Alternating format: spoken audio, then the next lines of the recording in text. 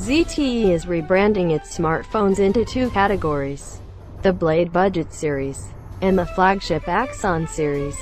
It's easier for regular people to understand. But what about the last year's was our favorite budget phone?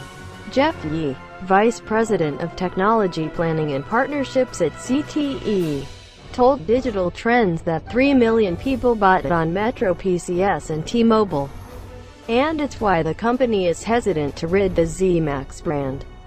The result, the ZMax Pro's successor, is called the ZMax Pro. Was so popular, ZTE altered its design and put it on other wireless carriers under new names, such as This new Blade Z Max is successor to the original ZMax Pro and is available to T-Mobile, MetroPCS customers first. The Blade Z Max keeps the massive 6-inch screen size as its predecessor, but the design is quite different. There's now a grippy, rubber-like textured material covering the rear, as opposed to a soft touchback, like the 2016 phone.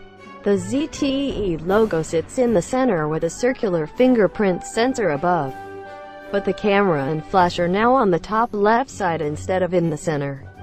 There is a dual camera setup, which ZTE first introduced earlier this year on the SIM card slot still remains on the left side, and the volume rocker sits above the power button on the right.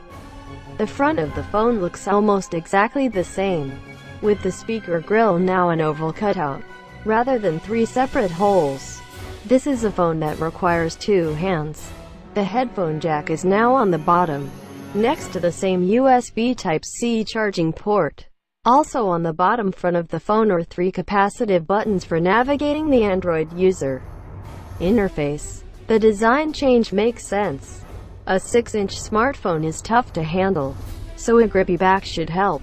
It certainly is less slippery, but it still is difficult to reach the other edge of the phone with your thumb, even for people with large hands like myself. This is a phone that requires 2 hands.